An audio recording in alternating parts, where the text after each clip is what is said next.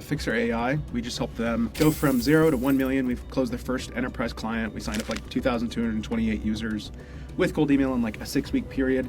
Helped them raise a Series A for about $10 million. Then we continued to build out that machine until it was signing up about 4,275 users every single month. We were sending like 8.8 million emails a month for them. And by the time we finished up that project with them, our machine was making them $4.3 million in annual recurring revenue. Hey, welcome back to another episode of SourceCo Sessions, and today I've got Taylor Heron with Sales Automation Systems. I think, sourcing deals is something that's constantly evolving, and it's a huge point of growing emphasis for private equity firms as the landscape gets more competitive. And for years and years, a lot of firms, a lot of service providers have relied really heavily on email to source transactions. And, 5-10 years ago, it was an incredibly successful channel. And it still is to this day, but it's gotten more and more difficult. And that's why we're excited to have Taylor here with Sales Automation Systems, who really specializes in cold email infrastructure, what works and what doesn't, in 2026. And so we're going to do a deep dive on how he looks at the world of cold email, what works for him at the kind of scale he's working at, and then what he would do if he was kind of starting over at day zero. So Taylor, excited to have you on. Yeah, thanks for having me, man. Stoked. Yeah. So maybe you could just do a quick background on yourself and, how you got into the world of email, and would love to hear it. Yeah, for sure. Well, more recently, right? We've done some really large projects with a lot of PLG SaaS, and then additionally, like a lot of like normal B2B services. And so we've been able to really master the sales motion side for a lot of our clients, especially those with like high LTVs. But we've also kind of created like a whole new way of doing cold email when it comes to the PLG side of the business. And so most recent, like our 3 big ones that we like to talk about are Fixer AI. We just helped them go from 0 to 1 million. We've closed their first enterprise client. We signed up like 2,228 users with cold email in like a 6-week period. Helped them raise a Series A for about $10 million. Then we continued to build out that machine until it was signing up about 4,275 users every single month. We were sending like 8.8 million emails a month for them. And by the time we finished up that project with them, our machine was making them $4.3 million in annual recurring revenue.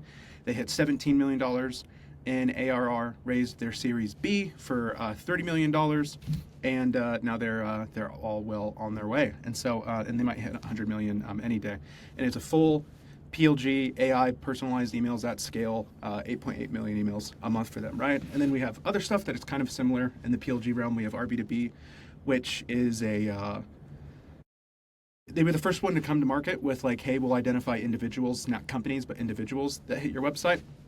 And we helped them launch, and within 5 months, we helped them go from 0 to $4 million in ARR, and we were responsible for 42% of their revenue. And then one of our most recent clients that we've been working with is Directive Consulting.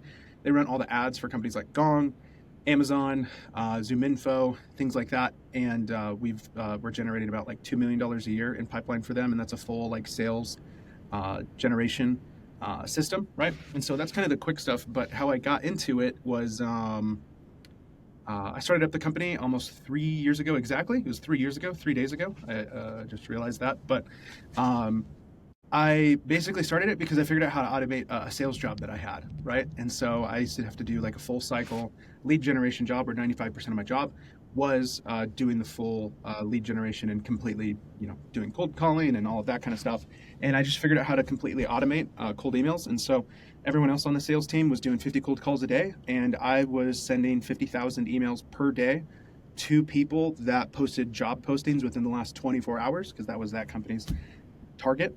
And I very quickly became the number 1 salesperson, and then very quickly realized, this is like a system that I could probably like dispatch.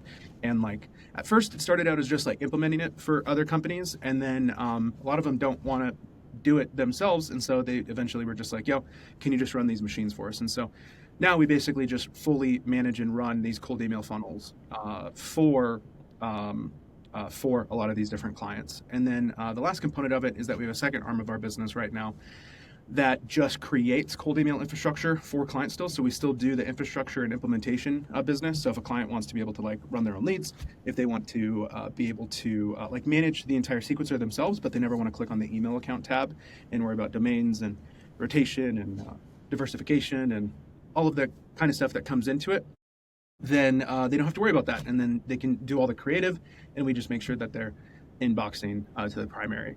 And then the third thing that we're working on is it's currently just going into beta, but it's a full stack SaaS for analytics and attribution for cold email. So think of Hyros. What Hyros does for ads is what we're building to do with cold email. So those are kind of the top level things and how I got into it. Yeah, and it's really interesting because I think there's a word there, or two words, I guess you mentioned a number of times, email infrastructure. And 5-10 years ago, when you were sending cold emails, that didn't exist, right? You could sign up for HubSpot or a number of other services, just build a sequence and kind of, use Hunter or whoever else was around back then for, contact data and just email a list, right? But that's changed a lot. So maybe you could just talk about that evolution of why email infrastructure is a thing now, why it matters, and how we got here. Yeah, for sure. Well, I'm not sure why exactly they do it, but yeah, now you just have to completely email in a different way. You used to be able to load up your work account. Gmail says you can send 2,000 emails a day from your work account, and which is technically true, I guess. You can send them. No one will get them, but so you used to be able to do that, and then now you can't. And so we've been forced to approach it from where you set up a multi-domain strategy. And really what you're doing is you're doing multi everything. So like the way that we sequence now is we have multiple sequencers that we use at the same time. We have multiple admin panels that we use. We have diversified domains. So we have literally, for Fixer, I own over 15,000 domains for them still right now, and on top of that, each domain can have like 50 plus email accounts. And so we literally were managing almost 100,000 email accounts for them in order to do that machine. So yes, it did used to be a lot simpler 5 years ago when you used to be able to just send 2,000 emails on your work account and from your primary domain, right? Like you just can't do that today. There is a way that you can do it, but small people are not able to do that. So for example, Ramp, they send about 300,000 cold emails a day from their primary domain, but that's because they send like 3 million emails every single day. And so I call it the 5% rule. If less than 5% of your total domain sending is cold emails, you're probably okay. But if not, then you probably shouldn't be sending from your primary domain. So Well, and I think the reason right behind this is the evolution of spam filters and the evolution of how people process emails. I think mentally people just used to open emails a lot more. There was less kind of congestion in your inbox, and all of this now has been. It's not just if you want to send 1 million emails a day, like some people are.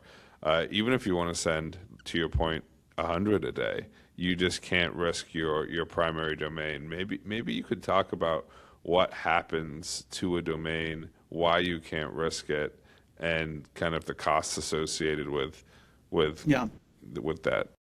Well, the funny thing about that, before I dive in, is that I actually kind of take an opposite perspective on it because AI spam filters are starting to roll out.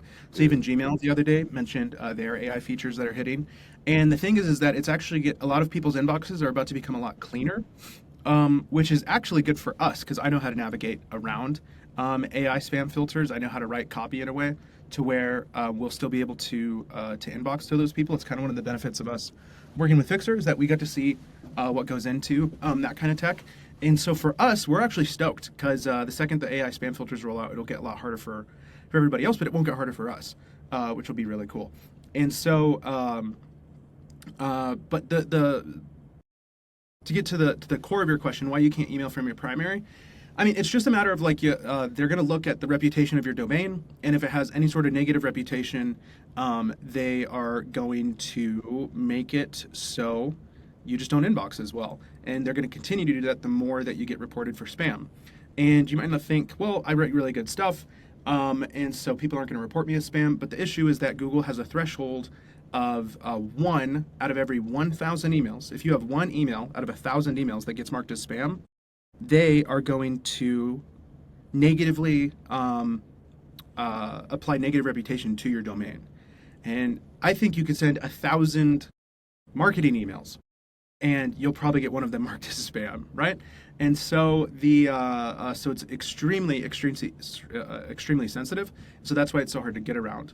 My first client actually, when I was working my sales job still, I was in a WhatsApp group, and he comes in and he's like, "Hey guys, can anybody help? I have a small." He basically owned a small SaaS product. They sold like software to like hotels for like their doorknobs, basically, and he was owned by like a private equity firm and all of this kind of stuff. And so, anyways, the guy in the private equity firm piped in this group chat, said, "Hey, one of my clients, or one of our companies, they aren't able to inbox anymore. They started sending 300 emails a day on SalesLoft, and and now our transactional emails are bouncing for suspected spam." So they destroyed their reputation so much. And what's unique about them is that in the hotel business, they don't actually use a lot of email for correspondence. They use a lot of just like WhatsApp, DMs, apps that they already are using inside of their own internal hotel systems, and so they don't use email. And so the reason that they were super sensitive is that this company, their name was Xenia, they didn't even send a lot of regular emails, and so they were sending significantly more cold emails, so it completely destroyed their whole domain overnight. Once again, so bad that they couldn't even send transactional emails to people, right? They were bouncing, straight up just getting reject messages. And so it wasn't the end of the world, because I saw that message and I was like, I think I actually know how to fix that. And so sure enough, I helped them set up a whole new sales channel, a sales email motion, because it was doing good for them. So we set that up, and then we also warmed and like repaired their primary domain, and after 25 days, they were back at 98% deliverability, versus they were literally having it was 74% of all of their emails were getting blocked for suspected spam, just because they started sending cold emails on SalesLoft, only 300 emails a day, so. Wow, that's crazy. And some of those metrics you just talked about, deliverability, kind of blacklists, what are those, and what do they mean? I mean, it just means there's a bunch of people out there who say, "Hey, we monitor who are good and bad actors in the email space, and if they put you on their list, we call it a blacklist." And do all websites subscribe to those? What are kind of the consequences? So it seems like the main consequences of those once you're on one is that you just don't get in domains, right? Yep. Yeah, exactly. You just won't deliver emails. You'll know it's happening too, because like your salespeople report that like, yeah, I sent Joe a contract and he was really excited about it, and I never heard back from him. Oh, I called Joe, and he said he found it in spam because it had an attachment on it or something. So like you'll kind of see that kind of stuff happen all the time just because of bad players. And once again, the other thing too about all this is that Google isn't really trying to stop spam at all. They actually use cold emails themselves. Their enterprise team uses cold emails, and so they aren't against it at all. They have a little bit of a game to play where, like, if the spam complaints get too high, they do need to do stuff to kind of make sure that they stay lower. But the main thing they're actually trying to combat is phishing, right? They're trying to prevent spoofing. They're trying to prevent people appearing to look like other people, getting them to click on a link in order to do stuff. And so a lot of the practices that we follow are because like spoofing and phishing companies will try to use a lot of these our tactics to inbox, right? It makes sense that they would. And so a lot of times when Google rolls out these things to they aren't trying to come at people who send cold emails. They're trying to come after people who are trying to phish primarily. So. Got it. So what are the kind of basic technical requirements now in order to send email? What is the minimum that you have to be doing? Well, I mean, the nice thing about nowadays is that it's actually really, it's not as complicated as it was like 2-3 years ago, for the most part, because there's a lot of service options. for it, right? So like if you're going to send like less than 1,000 emails a day, you can just go to a reseller like a Hypertide or a Scaled Mail or any of those types of guys and go, hey, I want to be able to send 100 emails a day. Can you get me enough inboxes to be able to do that? And they'll even load it into your Smart Lead or your Instantly account, and then you can just start sending emails, and you don't really have to worry about too much there.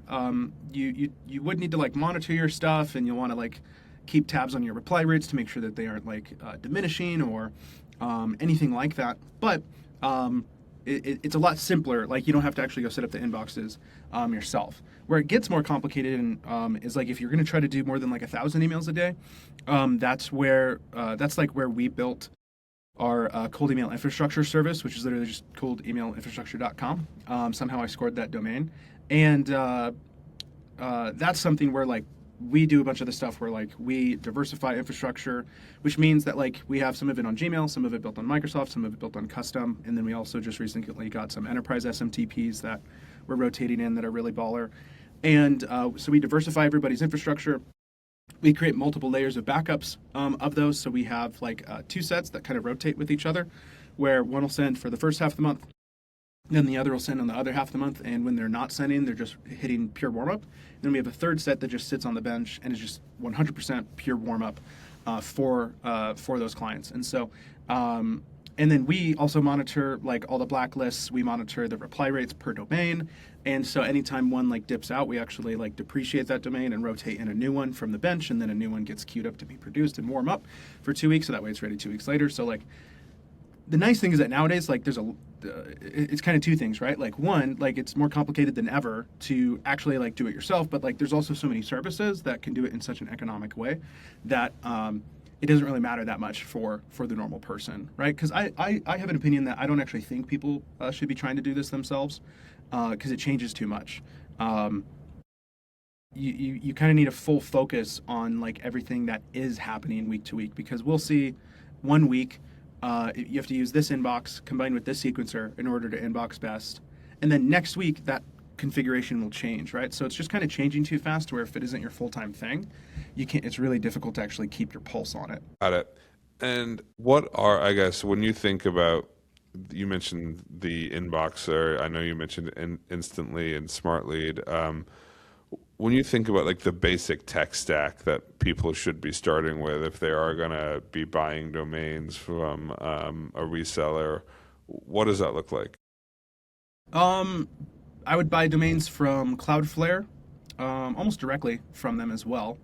When it comes to infrastructure, my favorites are Hypertide and Scaled Mail, and that's because they offer Outlook inboxes. They offer these custom like Azure inboxes, which are Outlook inboxes, but they basically have like an enterprise spin on them, which can be really good. They offer Gmail inboxes, so they like have the diversity like already in place for you. So usually you just work with them and you go, cool, like what are the limits on the inboxes, and they'll upload it. And then past that, like Instantly and Smart Lead have always been comparable. There's a newer player on the market called Email Bison. It's we've tested it for enterprise deliverability, and they're insanely good for enterprise deliverability, like 4 times better than Smart Lead or Instantly is what we found. And they each have their own pros and cons. So, for example, like we did a big deliverability test in what was it, July or October of this year, and we sent I forget all that, but we sent something like 1 million emails, and we set up over 120 different campaigns to basically understand which configurations were the best. And at that time, it was like if you wanted to deliver to enterprise, you'd want to use a Gmail inbox hooked up to Email Bison. If you want to deliver to a Gmail inbox, then it was, I believe, Gmail hooked up on Instantly was the best. And then if you want to deliver to an Outlook inbox, it was an Outlook inbox hooked up to Smart Lead that was the best. Which is why we, like internally for our growth generation service, where we like fully manage campaigns for clients, we multi-sequence. So we actually match all of those things, and then we actually monitor in real time what those specific configurations are in order to best inbox. So if you have all 3 of those sequencers, you're usually pretty good. If you have like all 3 of the types of infrastructure like Gmail, Outlook, and custom SMTPs, then you're also good there. and then you can swap stuff in as you need it, or as stuff rotates out or burns or anything like that. So the tech stack is almost fairly simple with, like, 9 different combinations of things, but that's currently what works best. Do you use just Instantly or Smart Lead or whichever one you use for email warm up, or what's your recommendation there?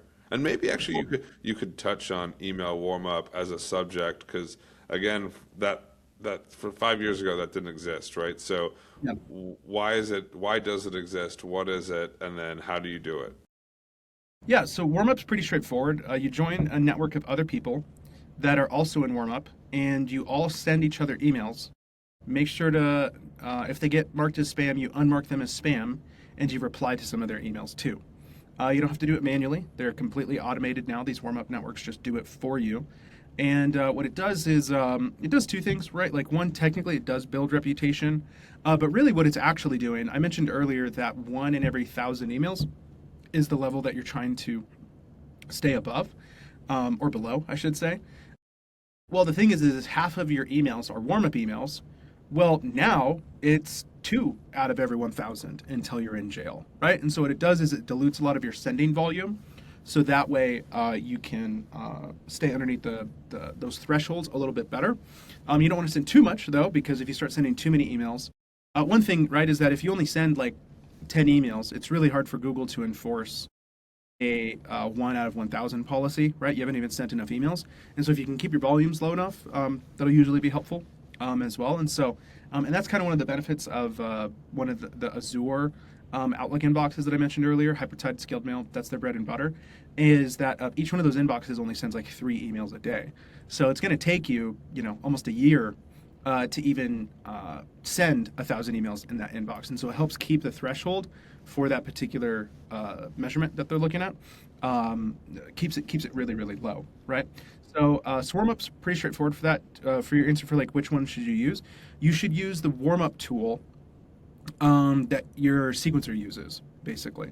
Because the issue is that if you use a different warm up tool than what your sequencer is, your warm up tool will send emails, or they won't be able to talk to each other, because your sequencer is sending emails for your cold email campaigns, and then it's throwing in some warm-up emails in between those, right? And so if you separate those, they can't talk to each other, and now they're going to send emails at the same time, and that could create conflicts, and that could make it so that it more looks like automated patterns to Google and to Microsoft when they're monitoring your accounts to see if you're just sending spam or not, right?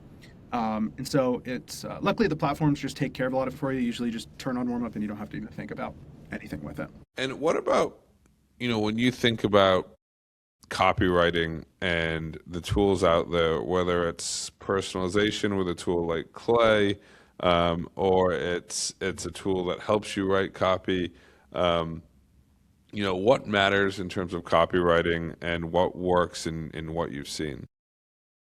Yeah, so there's a couple things. One, when it comes to copy, you want to avoid like spam words or whatever. So there's this one here that I like to use. This one's just like a quick one. It's Mail Meteor. It's been there for years, and that works pretty good for like making sure you just don't have spam words inside of what you're doing. The other one that is really, really good is emailguard.io. And actually, he gave me, what was it? There's a discount code. I think if you just type in emailguard5 when you sign up, it gets you like 5% off for life or whatever. But emailguard's really, really cool for a couple reasons. One, you can hook up all your domains to it, so you can monitor your blacklists. It does it automatically for you. But then the second thing is they actually have a spam checker, and they have a spam checker in the form of an API. And so if you want to automatically double check everything that you're doing for spam, you can use their API to do that. And their spam checker is really, really cool because it also is trying to understand, it has programmatic AI inside of it to try to understand, like, will an AI put this email in spam or not? And so it'll actually read the context of your email. How pushy is it? How pushy isn't it? So sometimes you'll put copy in there and it'll be like, you don't have any spam words, but this is going to land in spam.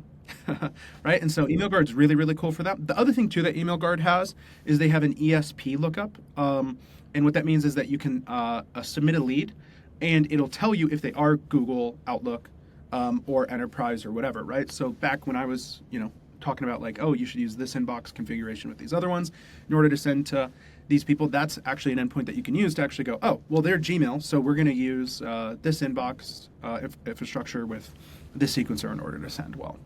So email guard's really, really clutch for that. And so that kind of establishes like some of like the technical checks for it. And then other than that, for copy, I think AI personalization is 90% of the time a bunch of BS, and it just doesn't work.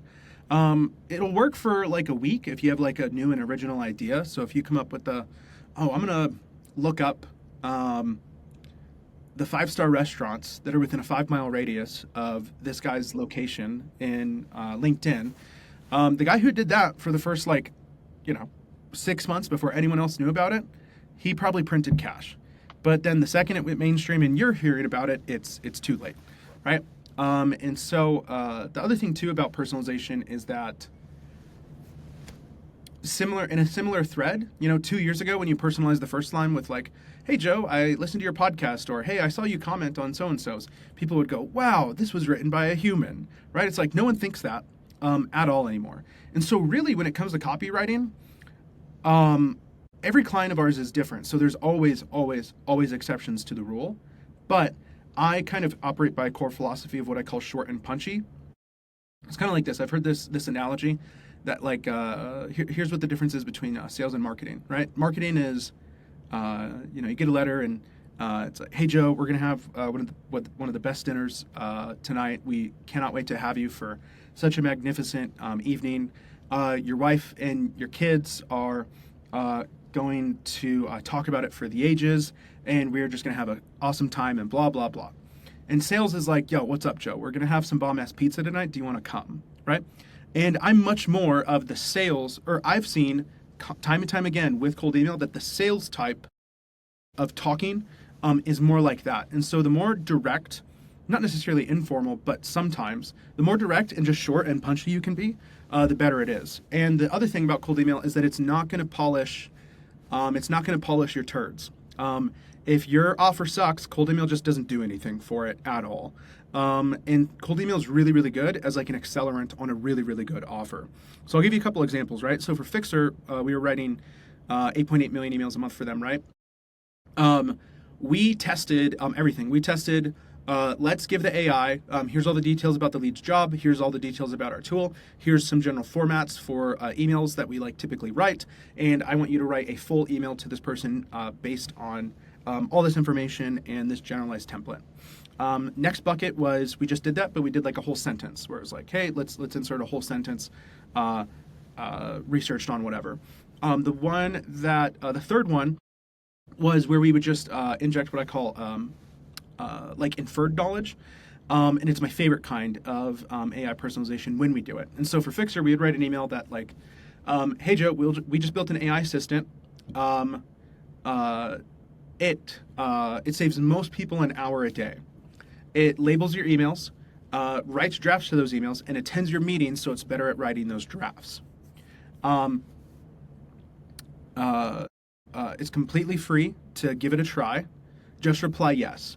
P.S. Yes, it saves most people an hour a day, which would leave you more time too. And what we would do is we would research the job. We'd go, what types of meetings do these people typically have? And we would insert those types of meetings into that section there. And then we would finish it with the third one with a more personal. So we'd be like, if they were a salesperson, that'll leave you more time to hire your next salesperson, close your next client, or just sip your cup of coffee 1 hour earlier in the day. Once again, just reply yes, and we'll send you the link to sign up, and we won't charge you a dime, right? And so like that one worked way better. It wasn't trying to be. It's like, but the problem with that too is that it's expensive. You have to enrich the lead. You have to put all the context into the window. Every time you do that AI line, it's expensive to do that per row. But when we weighed, writing the whole email, writing a sentence, writing just a little bit, and then doing no AI, the worst was one sentence. The second worst was the full email.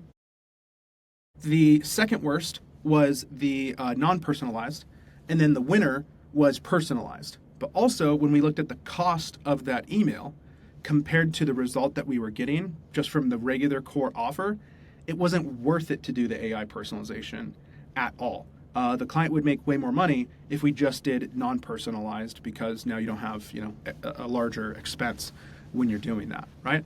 And so a lot of the AI stuff, I think, it's cool and it can get an uplift, but it's really hard to actually make it work and make sense. And a lot of it is just stuff people talk about because they want to like sound cool. But at the end of the day, all that matters is like, how good is your offer, right? Yeah. It's just straight up like, is your thing cool or not, or is it just a turd, right? Yeah, I think it's funny, even for us, our offer is unique in that we're offering to buy their business, right? Or our client is offering to buy their business. So you're not selling them a service as much as you're bringing them something. But the generic personalizations have never really done anything. The only thing that does move the needle is kind of like your demonstrated knowledge of their industry, right? Like, because at the end of the day, we're trying to give them comfort that our offer is really certainty to close. Like, do I really believe that you could bring, your client is somebody that could actually pay me enough money and buy my company and achieve what I want from that? And you're really trying to establish the credibility and convince them. And for us, one of the things that I think is also kind of funny is like, we were looking at what copy is successful for us, and it's almost the barbell approach where it's either really short and it's just works, it's to the point, or it's the long. The middle ground is where we really are ineffective. To your point, one thing that I always think is there's always like general rules about what you should do with copywriting. But at the end of the day, you should do what works best for your audience and you and your offer. Yep. Yeah, exactly. Which is exactly why, like, we'll have a lot of clients come to us and they'll approach us like we're like a lead gen agency versus like I call ourselves a cold email consultancy, where it's like, no, like we actually fully like manage and ramp up an entire channel and make sure it's actually like a long-term machine, right? And so we'll have some clients that are like, well, we just want to like do the thing that gets us the fastest results. And it's like, well, sure, like that's great, but if you don't actually like take the time that's necessary to figure out what is it?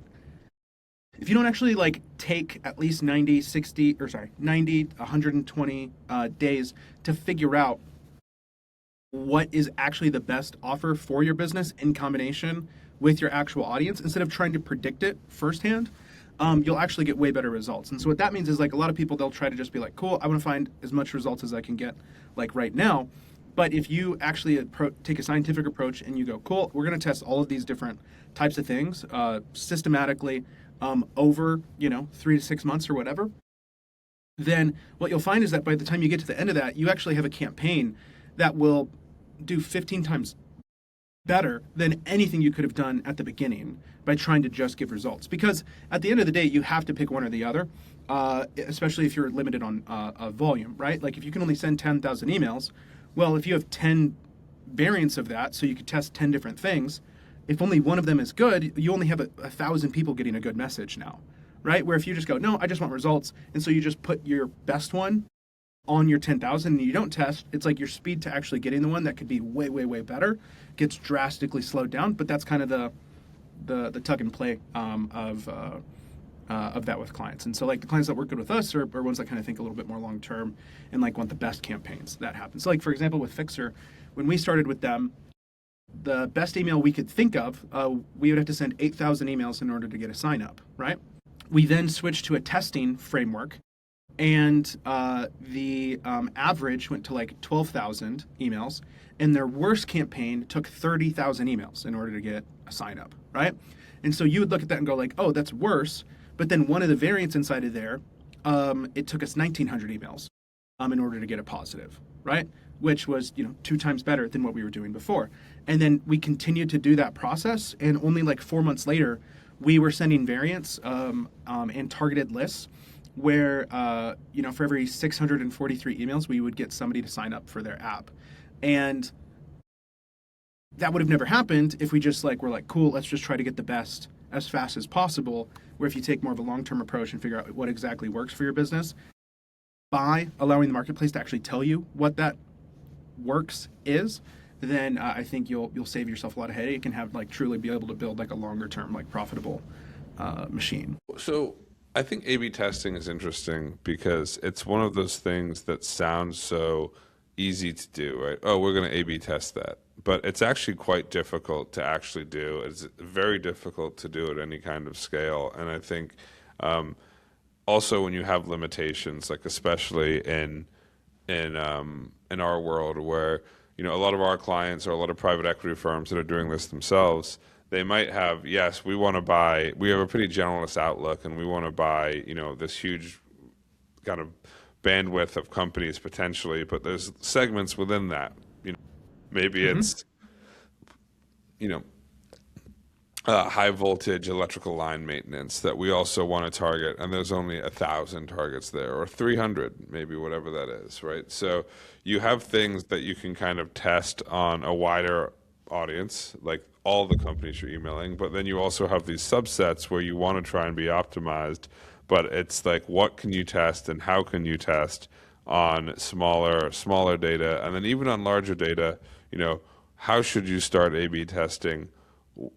What software, what services are you using, and then what matters to actually test? I think if you're limited on resources, you have to like do all of that and just figure out every single A/B that you can do. We don't really care about that because one of our main ideas, and this one's different from a lot of other people. Most people, when they think about cold email, they're like, "Cool, I'm going to send a 5-part email sequence to these people." They've heard that 3% of the marketplace is in a position to buy. And so they try to predict who those 3% are by doing some of the things that you're talking about, right? Like trying to do this segment versus that segment. Do they have this technology? Do they have this head count? Like I had a client the other day. He was like, I want to change the targeting and scope it to only 2 to 10 employees. And we were doing 1 to 200 employees, right? And I was like, okay, why? And he goes, well, when I look at all the data, like those are our best clients. And I go, okay, well, when I look at our data though, that's only 30% of your positive replies. And like, are you trying to like niche down? No, I'm not trying to niche down. Okay. Or, so like you just want to like not get 70% of the leads that we're getting you. He was like, oh, well, yeah, maybe I don't want to do that. I'm like, okay, cool. So like, yeah, sure. Like those other, A/B slices might be smaller or less significant, but why wouldn't you monetize all of them still, right? And so with that in mind, the approach that we take is we like to send just one email to our client's total addressable market every 60 days. So that's why we build really large machines where we go, hey, this client has 60,000 leads in their total addressable market. So we'll build a machine that can send 300,000 emails per month. And we're going to hit everybody with our cold value offer with that just one time. We aren't going to get marked as spam. We aren't going to bother these people, and they aren't going to hate your company's name. And what we're going to do is that because we're doing that, we're actually going to monetize 100% of your total addressable market, not just try to predict the 3% of the market, right?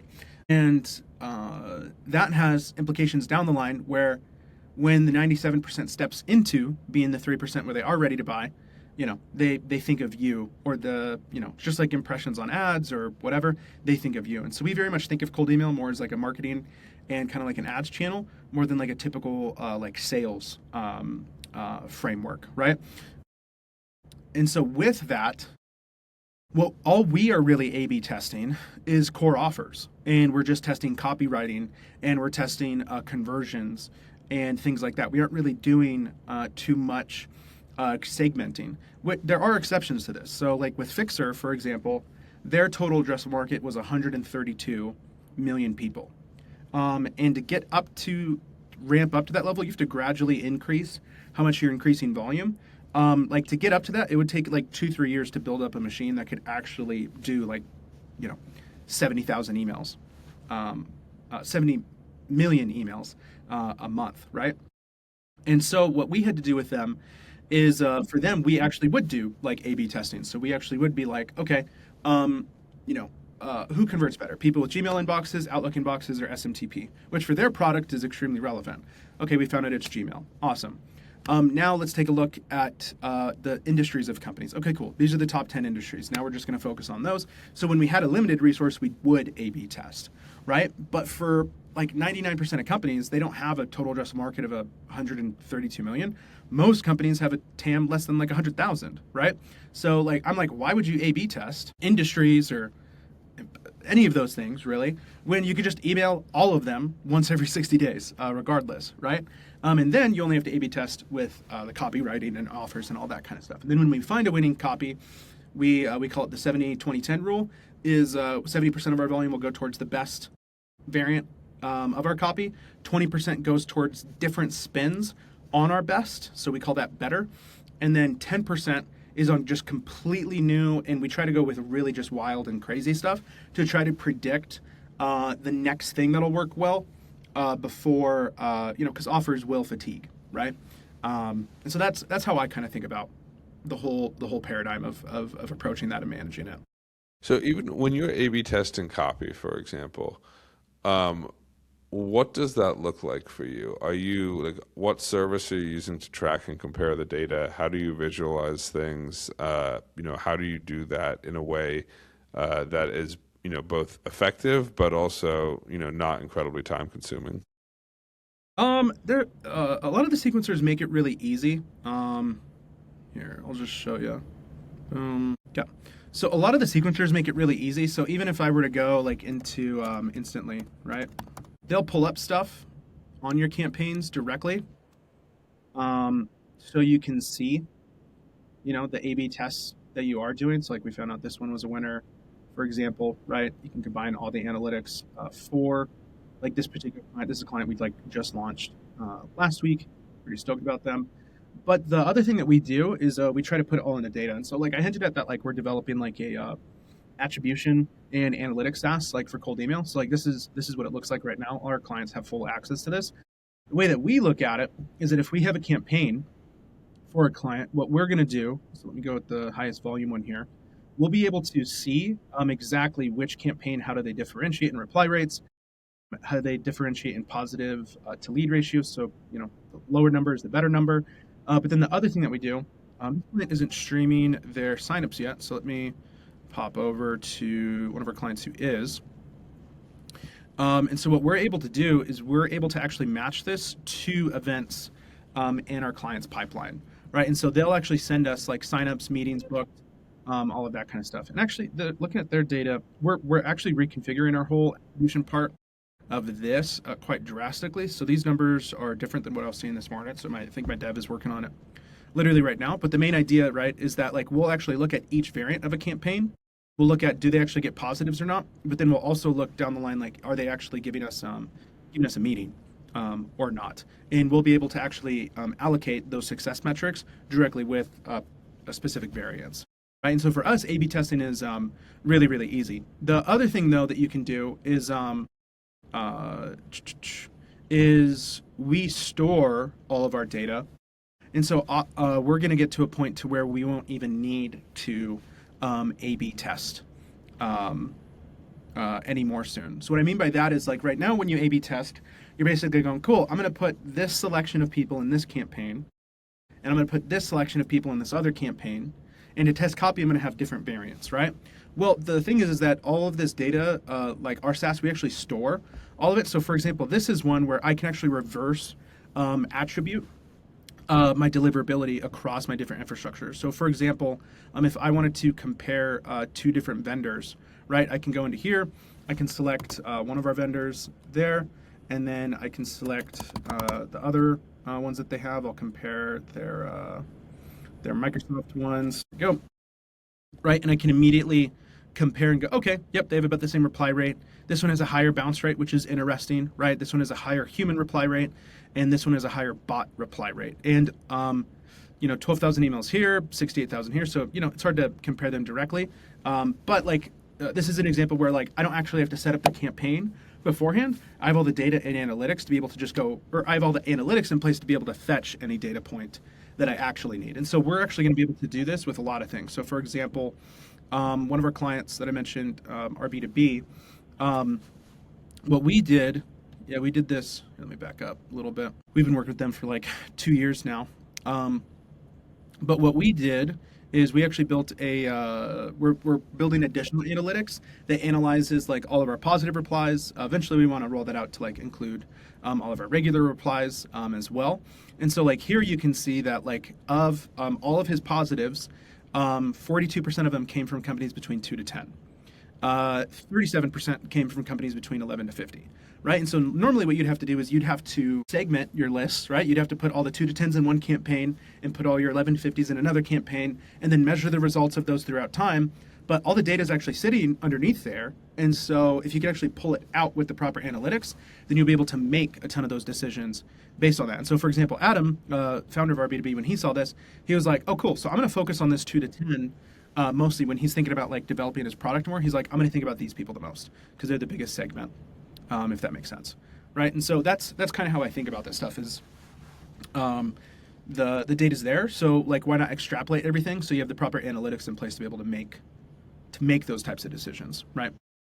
I think in any lead generation engine, whether it's you're doing kind of inbound or outbound, the data and analytics side is actually a lot more difficult to set up because than Yeah. people realize, right? Like the actual amount of insight and infrastructure you need, and also like the data movement, right? Like it's really difficult to make sure that all the data from the different tools that you're using are getting to one place in a way and then organized and presented in a way that allows you to interact with it, right? And it's something we spent a lot of time building, like a centralized data warehouse that connects to all the different tools that we use, because it's so important to have one true source, but it's so difficult to actually do that.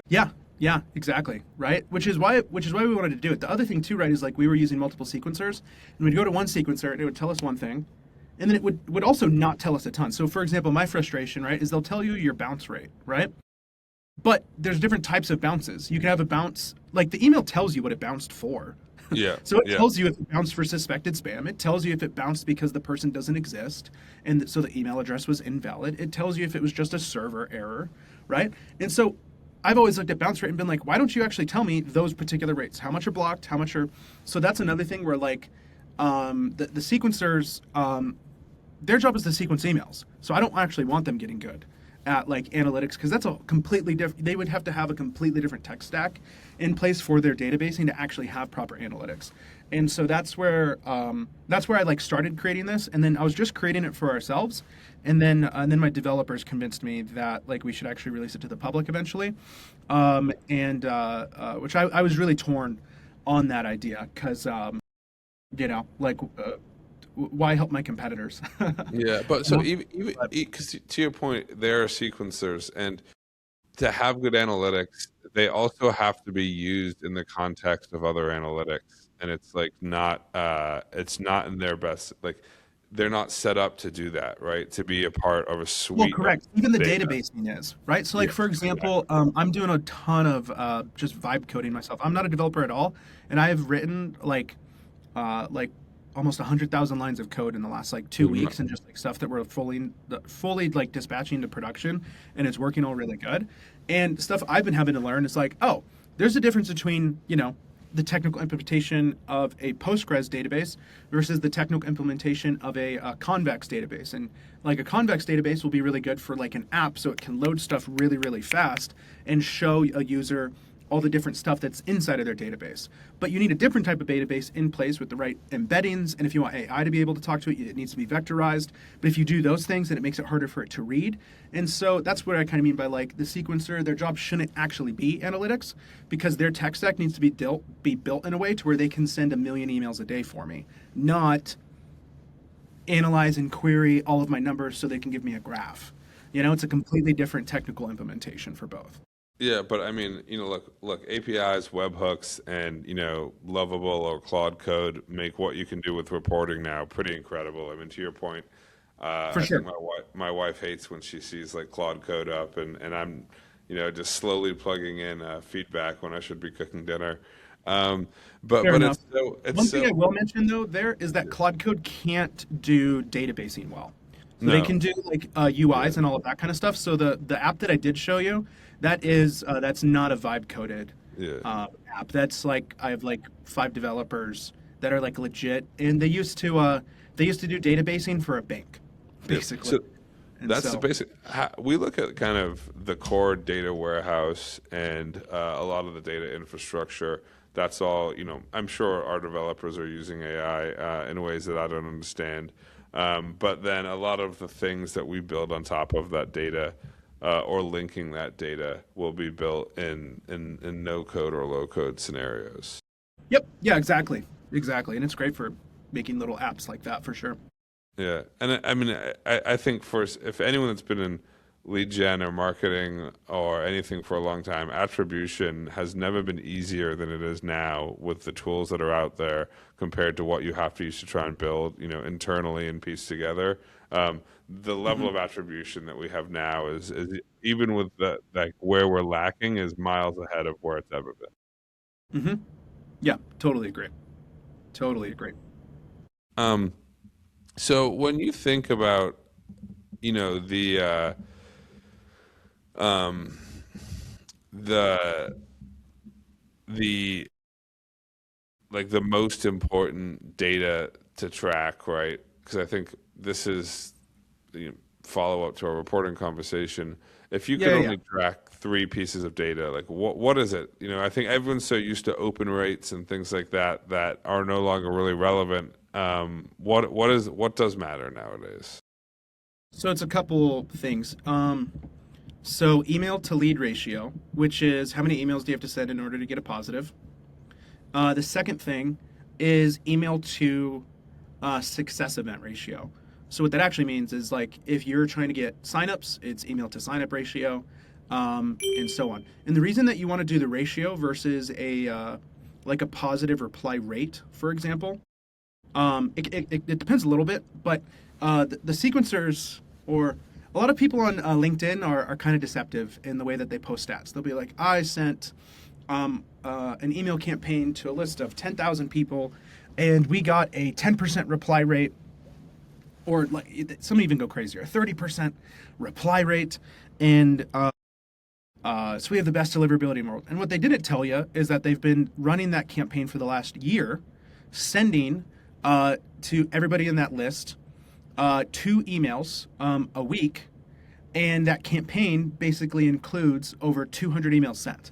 And so the thing about reply rate is they don't measure out of 100 emails sent how many replies did we get. They measure out of 100 prospects in this campaign how many of them have replied, right? And so reply rate can be really deceptive if you're doing anything more than 1 email in a campaign. Luckily, we do just 1 email per campaign typically, and so our reply rates I can actually like read and infer more data about that, right? Um, but yeah, so that's why. So I think it really is that straightforward though. Is that like so the three stats, right, would be email to lead, email to whatever your success metric is, like an actual conversion that you're trying to go for, and then lastly would be your reply rate. But it would be like your reply rate per email sent, if that makes sense. And none of the sequencers show you that data point. And actually, now that I'm thinking about it, like because so many other people send emails that way, like maybe that's actually a stat I should have in our analytics now that I'm thinking about it. But yeah. Yeah, and then you mentioned how quickly email can change earlier, and that's always been a thing in the digital space, right? Whether it was SEO, the AdWords and programmatic ads, it's all been subject to algorithms, changes, things outside your control in a way that traditional media or traditional kind of channels maybe weren't.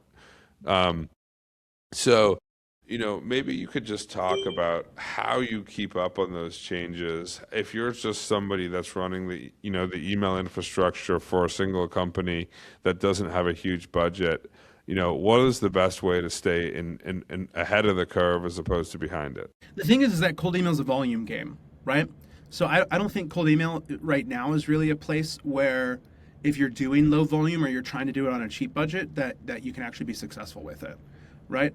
To or what by my definition of success, right? So like I was talking to a guy the other day. He was like, "Yeah, I'm just like sending 50 emails a day, and it's doing really good for us." And I go, "Cool. Like, what's really good?" And he's like, "Well, like we get like one positive a day, And I'm typically able to book them into a meeting. I'm like, that's great. So like 5 meetings a week. That's not horrible. Um, but it doesn't really compare to like if you actually want to monetize the entire cold email system as a channel.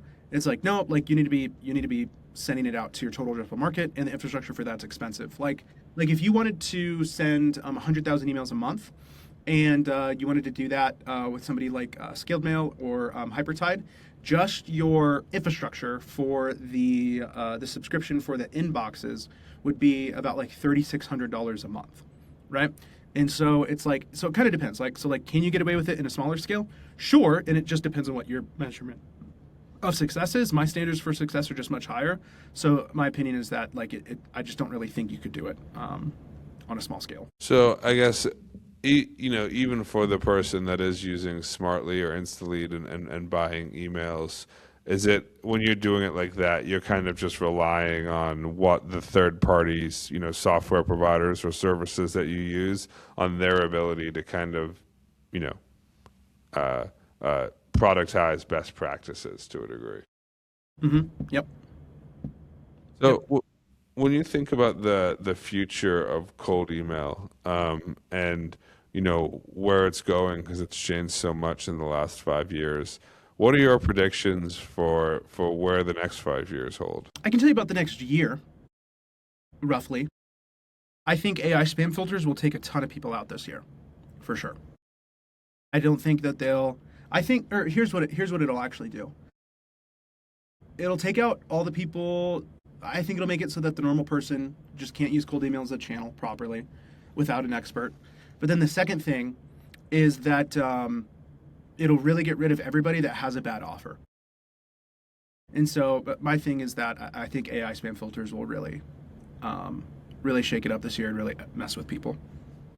Yeah, it's funny because like there's a way they can help if your offer is very compelling, right? Because it makes sure it Hell gets yeah, they heard in can. a That's way. why I'm excited about it. Yeah.